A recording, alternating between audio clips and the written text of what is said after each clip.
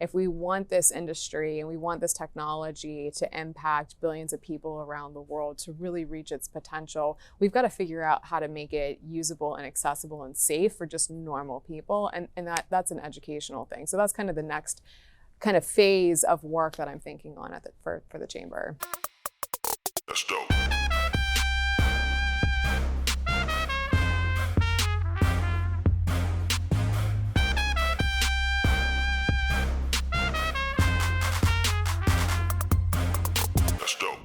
The most important battles in crypto are being fought on the front lines in Washington, D.C. with legislators and regulators. Perianne Boring is the founder of the Chamber of Digital Commerce and is doing the hard work to educate our legislators and our regulators on why Bitcoin and cryptocurrency are so important and why we need to keep all of that innovation onshore. This is the topic of the moment. You do not want to miss this. We were just talking about the fact that you've been to every single consensus and probably convention ever, which means you were really, really early. I'm a professional conference attender. But it means you were also really, really early. How did you first find Bitcoin and crypto? So I first learned about Bitcoin in 2011. At the time I was working on Capitol Hill. I politically am like very much libertarian leaning, and when I was working on the Hill was fighting for things like audit the Fed and Ron Paul's bills to bring more transparency to our monetary policy. One of my friends just said, "Hey, I found this Bitcoin virtual currency. I think you'll think it's interesting." And I did. So being able to learn that there's this virtual currency out there that was not controlled or owned or created by a government or corporations or a group of people, to me that was just fascinating. So I just started learning about it early days. I followed it on my own for a number of years. And I eventually just came to the conclusion that this is the most important technology I'm going to see in my lifetime, and had to be a part of it. What's interesting is that most people I think who found it had this ethos that it was supposed to be very separate from politics and separate from government. You're in Washington working on this actively. So how do you square those together?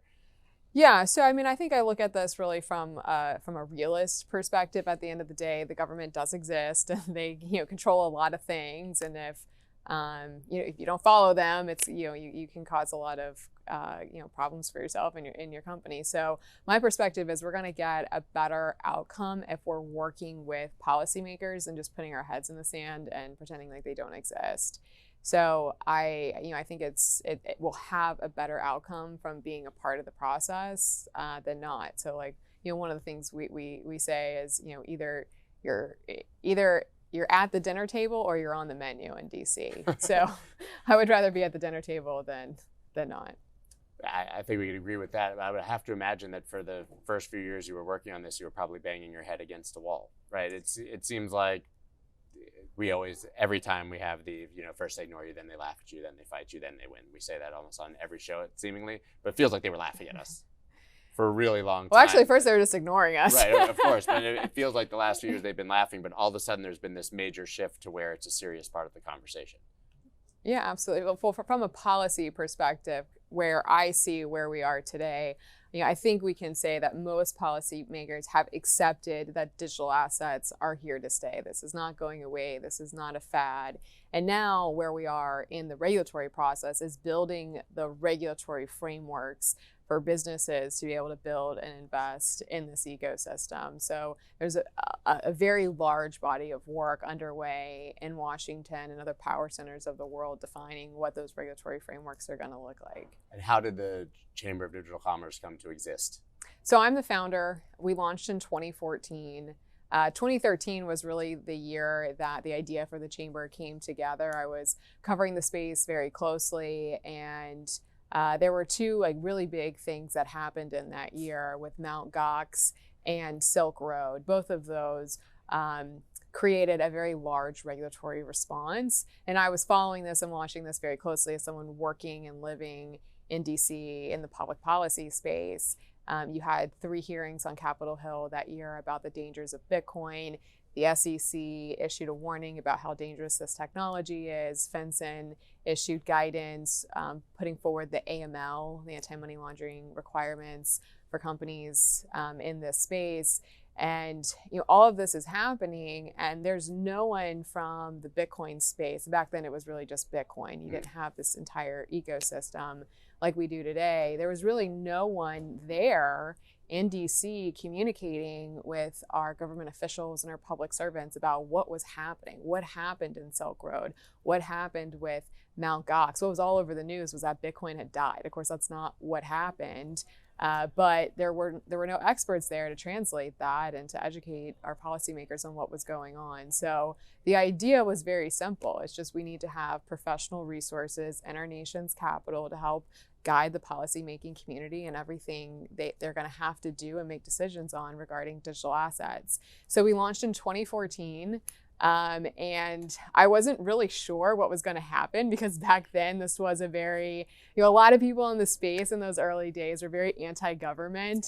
So we had a little press conference, and there was a ton of people from the industry there. And I wasn't sure if people were going to completely shut down this idea or embrace it. And really to, my surprise, we've had so much support from the industry. I think today people really do understand that regulation is a big barrier to the adoption of this technology. And I think a lot of people are very serious about wanting to work with our policymakers to get a framework to help incentivize the further development of this technology. It feels like there's also been a shift in the perception from those policymakers, which you alluded to before. But I remember even maybe a year ago, if they would invite, Coinbase representatives or Sam, to Washington, they would sit in front of Congress and basically just get screamed at, talking points and anger and sort of FUD. And now when you see those same hearings, it seems like they're asking legitimate questions and are actually interested.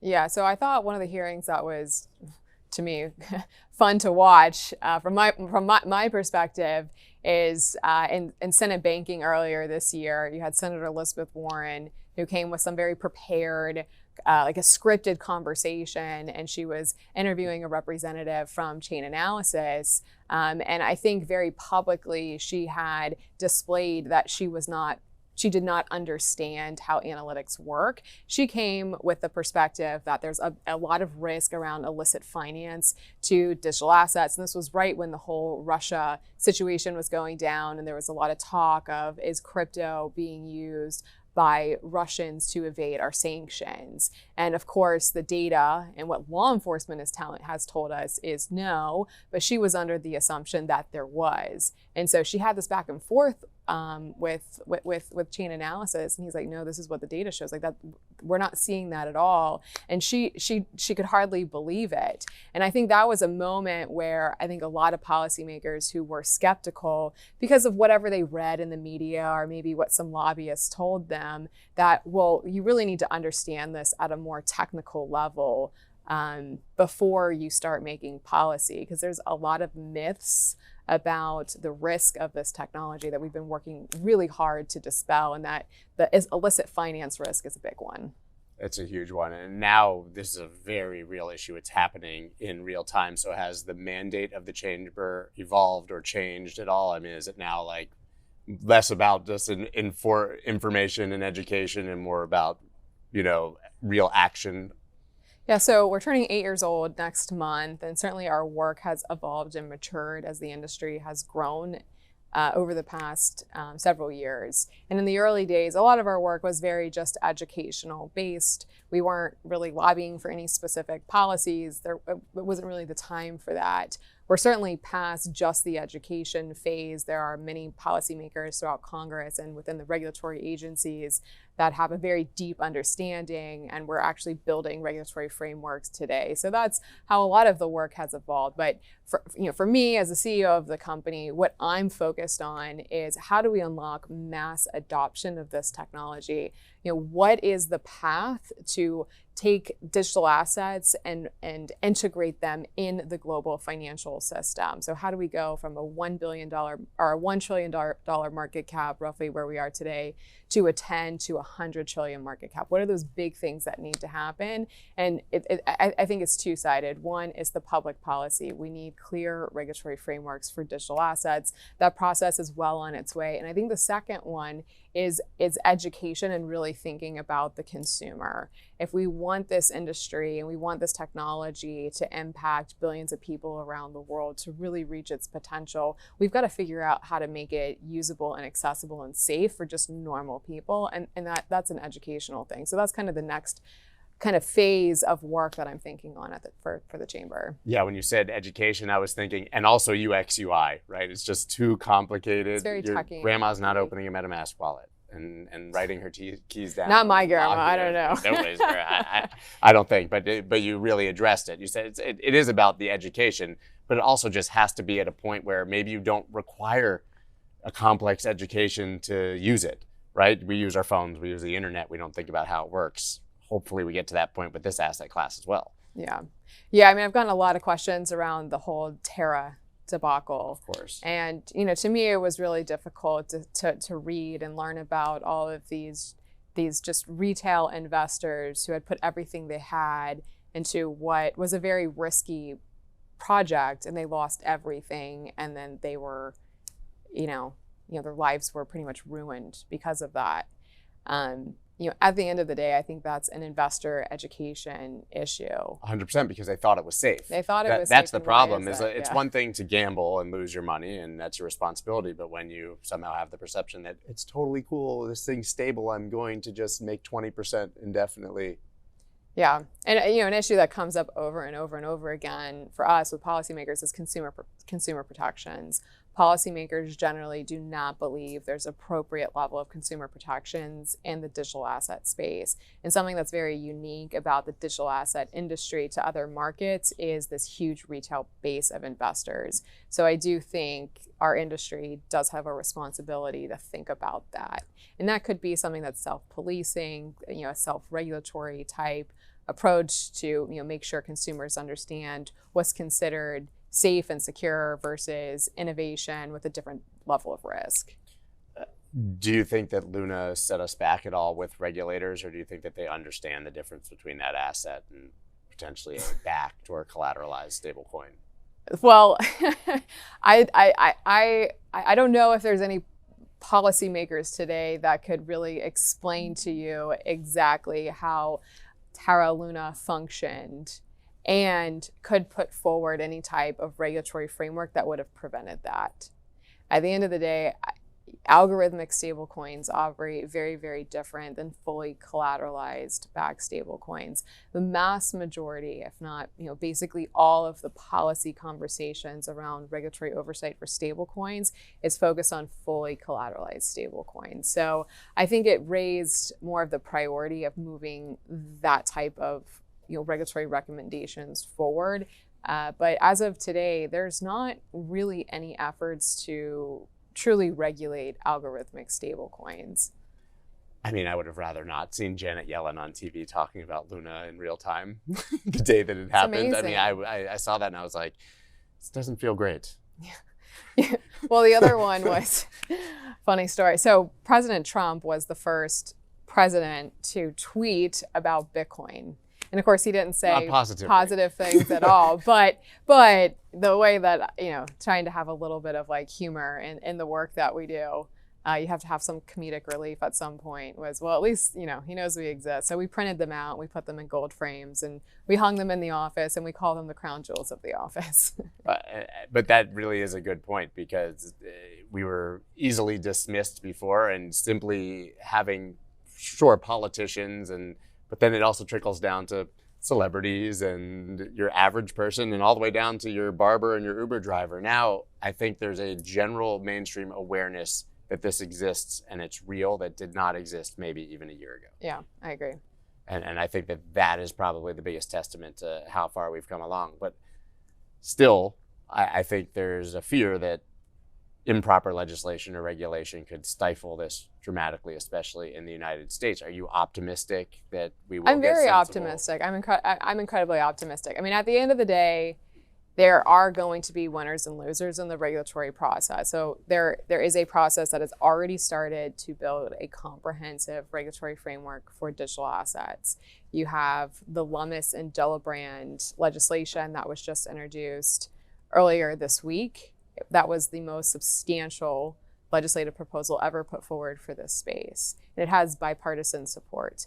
And then you also have President Biden earlier this year signed an executive order into law that started another process where you have all of these federal agencies involved in putting together a coordinated approach for how we're going to address digital assets from a regulatory perspective in this space. So there's a whole nother body of work coming out of the EO. So this is happening. At the end of the day, I do believe having a robust regulatory framework where we can give businesses clarity. That is the number one thing we hear from our members as to why they're not growing or what their biggest challenge is just regulatory certainty. So once we have that, there'll be an opportunity for a whole new level of entities to be able to build in this space. Is it going to be perfect? No, it's not.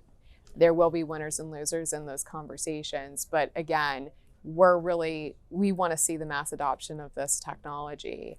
And a part of that is building those regulatory frameworks. And ultimately, I think it'll be one of the most important developments for the growth of the space. How much chatter do you hear about a central bank digital currency?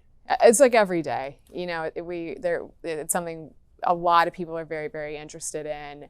And there's a huge degree of just disparity between the stakeholders. There's a lot of stakeholders in the creation of a US CBDC. So you have Congress, you have Treasury and Fed are the main ones. And then the Attorney General was tasked with making a recommendation around, does the Fed actually have legal authority to issue a CBDC? So this is ultimately likely going to be something that Congress will have to give the Fed authority to do.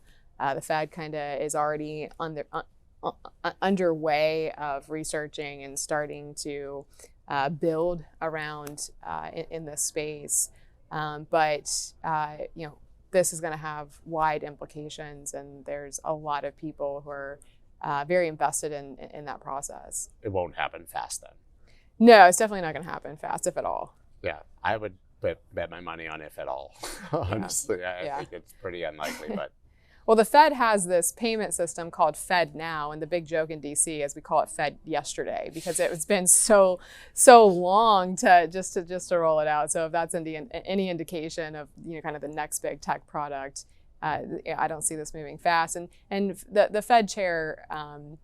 Jerome Powell has said many times that it's much more important that we get this right than we do this fast. We're not trying to get to I do agree with that. Yeah.